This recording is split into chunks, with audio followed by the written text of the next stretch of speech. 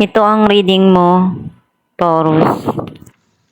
Welcome back to our channel. Naway nasa mabuti kayong kalagayan while watching the channel. This sa general reading, kayo nang bahalang magpalit-palit ang situation nyo sa reading ko.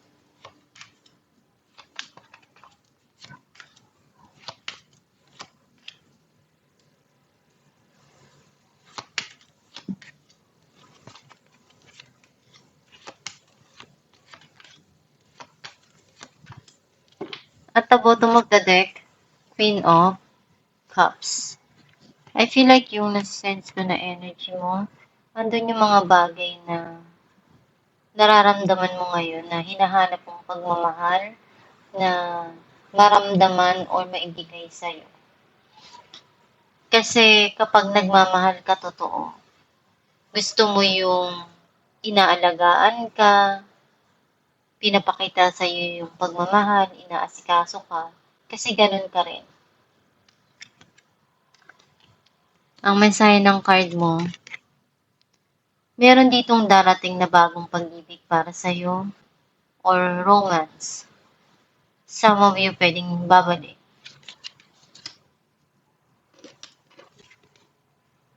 Nakikita ko na nagkakaroon na ngayon ng justice sa mga nangyari sa nakaraan. Some of you naman, nagkakaroon na ng clarity yung situation. Nakikita ko dito na may mga nangyari sa buhay mo na nagkaroon ng pagsisinungaling, cheating, or running away dun sa situation. Iniwan ka na hindi man lang nagsabi kung bakit. Some of you nabibitin sa panggastos. Binigay mo lahat ng makakaya mo. Naglaan ka ng oras, panahon, everything na kaya mo dun sa isang sitwasyon, relasyon. Pero iniisip mo, kailan ba masusuklian lahat ng mga ibinigay mo? Nakikita ko na may darating dito na sisimulan mo na bagong passion, creative arts, something here na talagang gustong-gusto mong gawin. Some of you, opportunity na ibibigay sa'yo. Or pwede magkakaroon ng magandang spark dun sa relationship. Very passionate tong tao na to. Gagawin niya lahat ng kaya niya para makuha niya yung goal niya, yung dreams niya. Pwedeng someone sa buhay mo na gustong gawin lahat ng paraan na kaya niya para mapansin mo.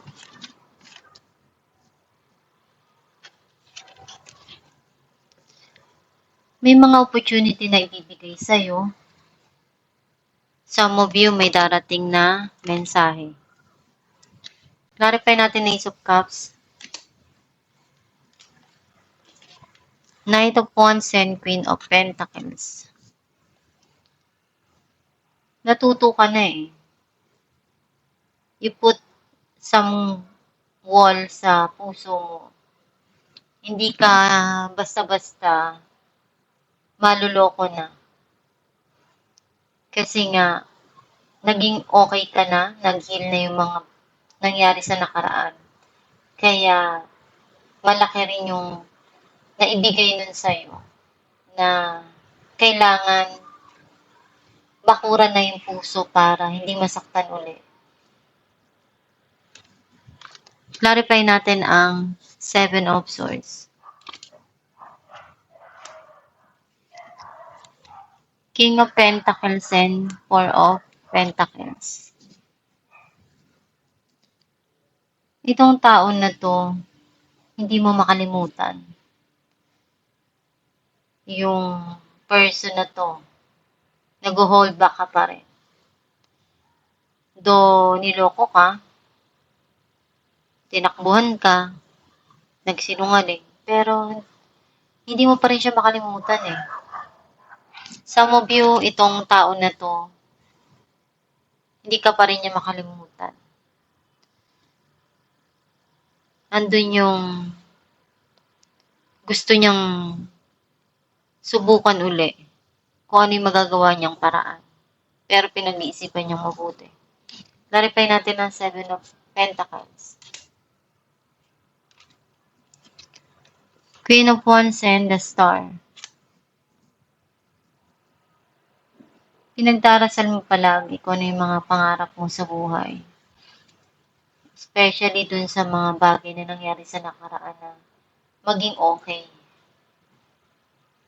Inisip mo na ano pa ba yung kulang? Ginawa mo naman lahat. Binigay mo naman lahat. Clarify natin ang Queen of Wands. Queen of Pentacles and Nine of Wands. Nakikita ko dito na maglalaan ka pa rin ng panahon, oras mo. Pero, hindi ka na yung basta-basta na maluloko. Clarify natin Justice. Strength and Two of Cups. Mas matatag ka na ngayon. Some of you, natutunan mo nang mahalin yung sarili mo. Marami kang pagsubok na pinagdaanan at na-overcome mo yun. Ngayon, malinaw na lahat yung mga nangyari sa buhay mo sa nakaraan at marami kang natutunan. Clarify natin ang Five of Pentacles. Ace of Cups and the Hermit. May mga naaalala ka na nangyari sa nakaraan. Iniisip mo na ibigay na lang yung pagmamahal muna sa sarili mo.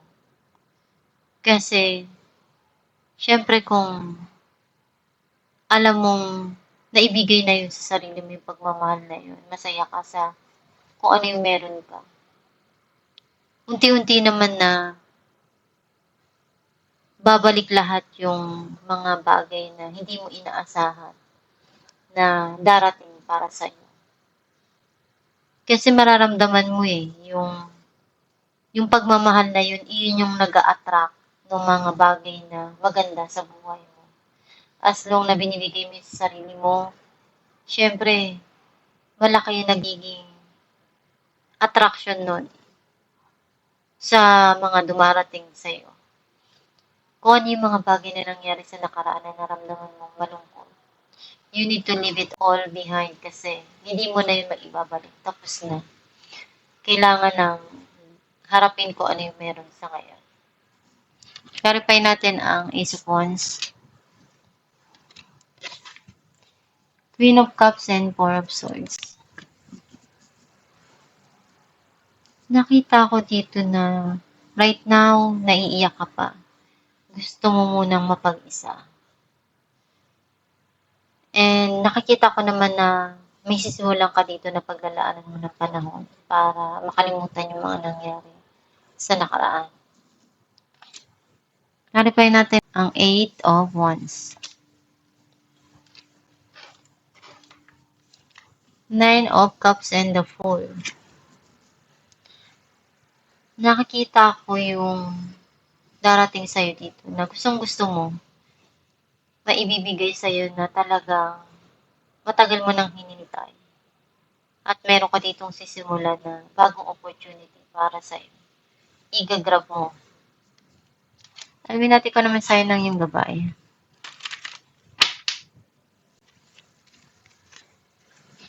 Release and surrender. We shower you with blessings of our radiant love.